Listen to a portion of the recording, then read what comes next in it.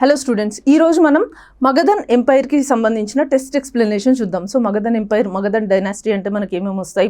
Haryanka dynasty, Shishunaga dynasty, నంద dynasty, ఆ తర్వాత Mauryan dynasty. So ఈ క్రోనాలజీ, అందులో ఏ రూలర్స్ ఉన్నారు అండ్ ఆ రూలర్స్కి సంబంధించిన ఇంపార్టెంట్ ఫ్యాక్ట్స్ ఏమున్నాయి, సో వాటన్నిటికి సంబంధించిన క్వశ్చన్స్ ఉన్నాయి. సో ఆ క్వశ్చన్స్కి కరెక్ట్ టెస్ట్ ఎక్స్ప్లెనేషన్ మనం ఈరోజు దీంట్లో చూద్దాం. అండ్ దానితో పాటు మనం 16 మహాజనపదాలు అంటే షోడశ మహాజనపదాస్ అంటాం కదా, ఆ షోడశ మహాజనపదాస్ గురించి, వాటి క్యాపిటల్స్ గురించి కూడా నీట్గా బ్రీఫ్గా ఎక్స్ప్లెనేషన్ చూద్దాం. So question number 1, match the following, ఈ కింది వాటిని జతపరచండి. సో మనకి ఇక్కడ ఒక పక్కన మహాజనపదాలు ఇవ్వడం జరిగింది అండ్ ఇంకొక సైడ్ దానికి సంబంధించిన ఇంపార్టెంట్ సిటీస్ ఇవ్వడం జరిగింది. సో వాటిని కరెక్ట్గా మ్యాచ్ చేయండి అని అడుగుతున్నారు. మనకి మహాజనపదాస్లో ఏమేమి ఇవ్వడం జరిగింది? మగధ, కోసల, అవంతి అండ్ వత్స. సో ఈ మహాజనపదాస్ ఏవైతే ఉన్నాయో దానికి కరెక్ట్ మ్యాచ్ ద ఫాలోయింగ్ ఏంటి, సో దాంట్లో ఉన్న ఇంపార్టెంట్ సిటీస్ ఏంటి అని అడుగుతున్నారు. సో ఫస్ట్ మనకేముంది? ఏలో మగధ ఉంది. సో మగధ అంటే మనకి ఫస్ట్ గుర్తొచ్చేది ఏంటి? దాని క్యాపిటల్ రాజ్గృహ. సో రాజ్గృహ అనేది మనకు ఆప్షన్స్లో లేదు, కానీ రాజ్గృహ కంటే ముందు మనకి గిరివ్రజ అని ఉండేదన్నమాట. గిరివ్రజ అంటే ఏంటి? A city which is surrounded by hills అనమాట. సో గిరివ్రజనే పోను మెల్లిగా రాజ్గృహ లాగా ట్రాన్స్ఫార్మ్ అవ్వడం జరిగింది. సో ఇక్కడ మగధ అనే మహాజనపదాకి ఇంపార్టెంట్ సిటీ ఏది అని అంటే దానికి మన కరెక్ట్ ఆప్షన్ గిరివ్రజ. నెక్స్ట్ ఏముంది? కోసల కింగ్డమ్కి, కోసల మహాజనపదాకి కరెక్ట్ ఆప్షన్ ఇంపార్టెంట్ సిటీ ఏంటి అంటే శ్రవస్తి. అండ్ నెక్స్ట్ మనకి అవంతిలో మనకి వింధ్యా హిల్స్ ఏవైతే ఉన్నాయో ఆ వింధ్యా హిల్స్ అవంతిని 2 భాగాలుగా విడదీస్తాయి అన్నమాట. నార్త్ అవంతి అని ఉంటుంది అండ్ సౌత్ అవంతి అని ఉంటుంది అనమాట. నార్త్ అవంతిలో ఇంపార్టెంట్ సిటీ ఏంటి? Ujjayini. And south Avanti Mahishmati. So ఇక్కడ మనకి సౌత్ అవంతికి సంబంధించిన ఇంపార్టెంట్ సిటీ ఇవ్వడం జరిగింది, అదే మాహిష్మతి. అండ్ నెక్స్ట్ ఏముంది మనకి? వత్స మహాజనపదాకి ఇంపార్టెంట్ సిటీ వచ్చేసి కౌశాంబి. సో ఈ కౌశాంబిని మనం ప్రజెంట్ డేలో ప్రయాగ్రాజ్ అని చెప్పి పిలుస్తున్నాం. ఓకేనా? సో మనకి ఈ మహాజనపదాలకి ఇంపార్టెంట్ సిటీస్కి మ్యాచ్ ఆఫ్ ఫాలోయింగ్ కరెక్ట్గా చూసుకున్నట్టయితే కరెక్ట్ ఆన్సర్ ఏమొస్తుంది? A2, B3, C1 and D4. Option A is the correct answer. Next question number 2, which of the following mahajanapadas had Shuktimati as it's capital? క్రింది వాటిలో శుక్తిమతి రాజధానిగా కలిగిన మహాజనపదం ఏది అని అడుగుతున్నారు. సో మనకి ఇక్కడ ఒక మహాజనపదానికి సంబంధించిన క్యాపిటల్ సిటీని ఇవ్వడం జరిగింది. ఆ క్యాపిటల్ సిటీ పేరే శుక్తిమతి. సో ఈ శుక్తిమతి అనే క్యాపిటల్ సిటీ ఏ మహాజనపదానికి సంబంధించింది అని అడుగుతున్నారు. మనకు ఆప్షన్స్లో ఏమి ఇచ్చారు? మగధ, కాశీ, చేది, వత్స. సో మనకి ఇక్కడ మనం మగధాని చూసాం ఆల్రెడీ, వత్స గురించి కూడా చూడడం జరిగింది. వత్సకి కౌశాంబి, మగధాకి రాజ్గృహ. మిగిలిన రెండేంటి? కాశీ ఒకటి, చేది ఒకటి. కాశీ అనగానే మనకు గుర్తొచ్చేది ఏంటి? వారణాసి. సో వారణాసి ఒక ట్రేడింగ్ సెంటర్, ఒక రిలీజియస్ ప్లేస్. సో అది కూడా మనకి కరెక్ట్ కాదు. సో మరి ఇప్పుడు శుక్తిమతి రాజధానిగా ఉన్న మహాజనపదం ఏది అని అడిగితే మనకి కరెక్ట్ ఆన్సర్ వచ్చేసి చేది మహాజనపదం అనమాట. సో ఈ చేది మహాజనపదం ఎగ్జాక్ట్గా ఎక్కడుంది అంటే మధ్యప్రదేశ్ అండ్ యూపీలో కొన్ని ఏరియాస్ని కవర్ చేస్తూ ప్రజెంట్ డే బుందేల్ఖండ్ రీజన్ ఉంది కదా, ఆ బుందేల్ఖండ్ రీజనే ఈ చేది మహాజనపదం అనమాట. అండ్ ఈ చేది మహాజనపదానికి ఏదైతే క్యాపిటల్ శుక్తిమతి ఉందో దాన్ని బుద్ధిస్ట్ టెక్స్ట్లలో ఈ శుక్తిమతిని సొత్తివతి అని చెప్పి మెన్షన్ చేసేవాళ్ళు అనమాట. సో మీకు ఒరిజినల్గా అయితే శుక్తిమతి, కానీ దాన్ని ఏన్షియంట్ బుద్ధిస్ట్ టెక్స్ట్లలో దాన్ని ఏమని ప్రొనౌన్స్ చేసేవాళ్ళు అని అంటే దాన్ని సొత్తివతి అని చెప్పేసి ప్రొనౌన్స్ చేయడం జరిగేది అనమాట. So this is about the Chedi Mahajanapada and దాని క్యాపిటల్ శుక్తిమతి గురించి. Next question number 3, which ancient Indian king was popularly known by the title Kunika and was a contemporary of Gautama Buddha? Kunika అనే బిరుదుతో ప్రసిద్ధి చెంది గౌతమ బుద్ధునికి సమకాలీనుడైన రాజు ఎవరు అని అడుగుతున్నారు. సో మనకి ఇక్కడ ఒక కింగ్ ఉండేవాడు. ఆ కింగ్ వాళ్ళ ఫాదర్ని చంపి ఇంప్రిజన్ చేసి ఆయనని చంపేసి రాజ్యాన్ని అధికారంలోకి తీసుకోవడం జరిగింది అనమాట. సో ఆయననే కునిక అని చెప్పేసి పిలవడం జరుగుతుంది. సో ఆ రాజు ఎవరు, ఆయన ఏ డైనాసిటీకి చెందినవాడు అనేది మనకి ఇక్కడ క్వశ్చన్ అనమాట. మనకు ఆప్షన్స్లో ఏమి ఇచ్చారు? బింబిసార, అజాతశత్రు, బిందుసార అండ్ ఉదయన.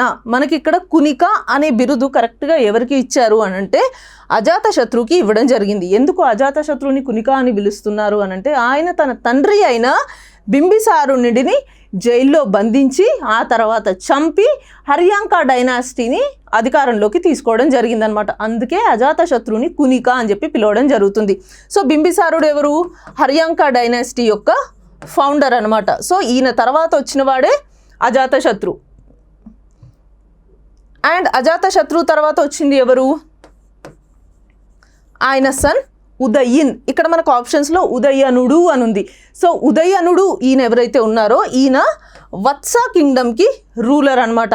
ఉదయిన్ ఎవరైతే ఉన్నారో ఉదయిన్ వచ్చేసి హర్యాంక డైనాసిటీకి అజాతశత్రు తర్వాత రూల్ చేసిన అతను, అజాతశత్రు యొక్క కొడుకు. సో ఉదయిన్కి ఉదయన్కి మధ్యలో కన్ఫ్యూజ్ అవ్వకండి. ఉదయనుడు వత్స కింగ్డమ్ని రూల్ చేశారు, ఉదయిన్ మన హర్యాంక డైనాసిటీని రూల్ చేయడం జరిగింది. మనకి ఆప్షన్ 3లో ఎవరున్నారు? బిందుసారుడు. బిందుసారుడు అంటే మనకి చంద్రగుప్త మౌర్యుడి యొక్క సన్. ఈయన మౌర్యన్ డైనాసిటీకి చెందిన వాళ్ళు. ఓకేనా? సో బింబిసార, అజాతశత్రు ఇద్దరు హర్యాంక డైనాసిటీకి చెందిన వాళ్ళు. అండ్ అజాతశత్రువుని కునిక అని చెప్పేసి పిలిచేవాళ్ళు, ఎందుకంటే ఆయన వాళ్ళ తండ్రిని చంపి రాజ్యాన్ని అధికారంలోకి తీసుకున్నారు కాబట్టి. Next question number 4. The rise of early Magadhan imperialism అంటే pre Mauryan period is generally assigned to which of the following periods? తొలి మగధ సామ్రాజ్య విస్తరణ అంటే మౌర్యుల పూర్వకాలం సాధారణంగా కింది ఏ కాలానికి చెందుతుంది అని అడుగుతున్నారు. మనకి ఇక్కడ ఏమడుగుతున్నారు అంటే మగధన్ ఎంపైర్ యొక్క ఒరిజినల్, మగధన్ ఇంపీరియలిజం యొక్క ఒరిజినల్ టైం లైన్ అనేది మనకు అడుగుతున్నారు అనమాట. మనకు ఆప్షన్స్లో ఏమి ఇచ్చారు? 6th to 4th centuries BC, 5th to 3rd centuries BC, 3rd to 2nd century BC and 2nd to 1st century BC. So మనకి మగధ సామ్రాజ్యం 544 BCలో ఏర్పడిందనమాట. ఎవరితో ఏర్పడింది? హర్యాంక డైనాసిటీతో ఏర్పడింది. సో తర్వాత హర్యాంక డైనాసిటీ తర్వాత ఎవరు వచ్చారు? శిశునాగా డైనాసిటీ వచ్చింది. ఆ తర్వాత మనకి నందా డైనాసిటీ వచ్చింది. తర్వాత మనం మౌర్యన్ డైనాసిటీని చూస్తాం. సో లాస్ట్లో చంద్రగుప్త మౌర్య ఎవరైతే ఉన్నారో ఆయన నందా డైనాసిటీ యొక్క చివరి రాజు అయిన ధననందాన్ని ఓడించి ఆ ఏరియాలో మౌర్యన్ ఎంపైర్ని ఎస్టాబ్లిష్ చేయడం జరుగుతుందన్నమాట. సో మనకి ఈ 4 కూడా 544 BC నుంచి 321 నుంచి 320 BC ఆ మధ్యలో జరిగినాయన్నమాట. సో మనకి ఇక్కడ కరెక్ట్ ఆప్షన్ వచ్చేసి 6th to 4th centuries BC. So Magadhan imperialism ఎప్పుడు ఎస్టాబ్లిష్ అయింది అంటే 6th నుంచి 4th century BC మధ్య. సో మిగిలిన ఆప్షన్స్ చూసుకుంటే మనకి ఏమున్నాయి? 5th to 3rd centuries BC. So మనకి ఆల్రెడీ ఈ ఫస్ట్ టైం లైన్లో మౌర్యన్ ఎంపైర్ అనేది వాళ్ళు ఎస్టాబ్లిష్ చేయడం జరిగింది. సో ఈ 5th నుంచి 3rd century BC ఈ టైం లైన్ ఏదైతే ఉందో అది కంప్లీట్ మౌర్యన్ డైనాసిటీకి సంబంధించిందనమాట. అంటే చంద్రగుప్త మౌర్యుడు మౌర్య సామ్రాజ్యాన్ని ఎలా స్థాపించారు, ఆ తర్వాత బిందుసారుడు ఎక్కడి వరకు ఎక్స్టెండ్ చేశారు దాన్ని, తర్వాత ఆయన పుత్రుడు అశోక ద గ్రేట్ ఆ రాజ్యాన్ని ఎలా పరిపాలించారు, ఈ 3 మనకి ఈ పర్టికులర్ టైం లైన్లో మెన్షన్ చేయబడి ఉంటాయన్నమాట. నెక్స్ట్ ఆప్షన్ ఏముంది మనకి? 3rd to 2nd centuries BC. ఈ 3rd to 2nd century BCలో ఏముంటుంది అంటే పోస్ట్ మౌర్యన్ పీరియడ్. సో ఈ పోస్ట్ మౌర్యన్ పీరియడ్ అంటే మౌర్యన్ ఎంపైర్ ఎలా కొలాప్స్ అయింది, ఆ మధ్యలో పొలిటికల్ వాక్యూమ్ ఎలా ఏర్పడ్డది, అండ్ ఆ నెక్స్ట్ శుంగా డైనాసిటీ ఫార్మేషన్ ఎలా జరిగింది, అండ్ ఇక్కడ నార్త్లో శుంగా డైనాసిటీ ఫామ్ అయినప్పుడు సౌత్లో శాతవాహన డైనాసిటీ ఎస్టాబ్లిష్ అవ్వడం జరిగిందనమాట. ఓకేనా? సో ఆ పర్టికులర్ డీటెయిల్స్ అన్నీ కూడా మనకి 3rd నుంచి 2nd century BC మధ్యలో మెన్షన్ చేయబడి ఉంటాయి. And 2nd to 1st century BC మధ్యలో మనకి ఈ టైం లైన్లో ఏముంటుంది అంటే ఇది మొత్తం ఫారెన్ ఇన్వేషన్స్కి సంబంధించిన టైం లైన్ అనమాట. అంటే ఇండో గ్రీక్స్, షాకాస్, పార్థియన్స్ వీళ్ళందరూ నార్త్ వెస్ట్ ఇండియాని ఇన్వేడ్ చేసి ఆ ఏరియాస్ని ఆక్యుపై చేసుకోవడం జరుగుతుంది. అదంతా మనకి ఈ 2nd to 1st century BC time లైన్లో ఉంటుందన్నమాట. ఓకేనా? సో మనకి ఏదైనా క్వశ్చన్ ఇచ్చినప్పుడు దాంట్లో ఉన్న అదర్ ఆప్షన్స్లో కూడా ఆ టైం లైన్స్ కావచ్చు, ఆ రూలర్స్ కావచ్చు, వాటి గురించి క్లియర్గా నేర్చుకుంటే ఇంకేదైనా క్వశ్చన్ వచ్చినప్పుడు కూడా మనం వీటిని ఆన్సర్ చేయడానికి వీలుగా ఉంటుందన్నమాట. సో మనకి ఇక్కడ మగధన్ ఇంపీరియలిజం గురించి స్ట్రెస్ చేసి దాని గురించి పర్టికులర్గా అడిగారు కాబట్టి correct option 6th to 4th centuries BC, option 1. Next question number 5. Who among the following rulers formally founded the city of Pataliputra and shifted the capital of Magadha there?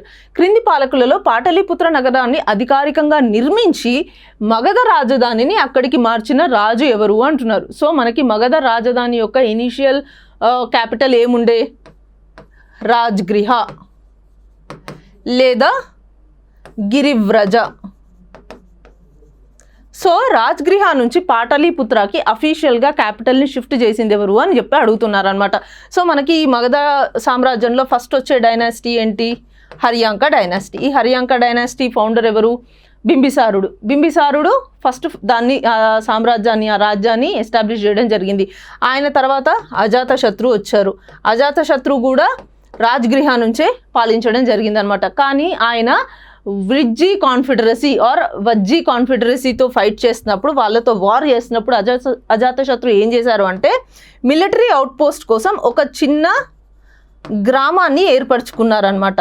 దాని పేరే పాటలి గ్రామం. సో అదొక మిలిటరీ అవుట్పోస్ట్ లాగా మాత్రమే వాడుకున్నారు Ajatashatru Vajji కాన్ఫెడరసీతో fight చేస్తున్నప్పుడు. కానీ ఆ తర్వాత ఏమైంది అంటే అజాతశత్రు యొక్క సన్ ఎవరు, ఆయన ఉదయిన్ పవర్లోకి వచ్చినప్పుడు ఆయన ఏం చేశారు అంటే ఈ పాటలి గ్రామం ఏదైతే ఉందో దాన్ని ఫార్మల్గా ఒక సిటీ లాగా ఎస్టాబ్లిష్ చేసి దానికి పాటలీపుత్ర అని చెప్పి పేరు పెట్టడం జరిగింది.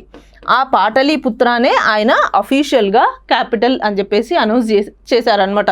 సో ఇక్కడ ఫార్మలీ ఫౌండెడ్ అనే కీవర్డ్ ఉంది. సో ఏ కింగ్ అయితే పాటలీపుత్రాన్ని ఫార్మలీ ఫౌండెడ్ చేశారు, ఎస్టాబ్లిష్ చేశారు యాజ్ ఎ క్యాపిటల్ అని అడిగితే మనకి కరెక్ట్ ఆప్షన్ వచ్చేసి ఉదయినుడు. ఓకేనా. ఇక్కడ మనకి బిందుసారుడు అని ఉంది. బిందుసారుడు మనకి మౌర్యన్ సామ్రాజ్యానికి చెందినవాడు కాబట్టి ఇది మనం ఈజీగా ఎలిమినేట్ చేసేయచ్చు. మనకి కరెక్ట్ ఆప్షన్ ఉదయినుడు.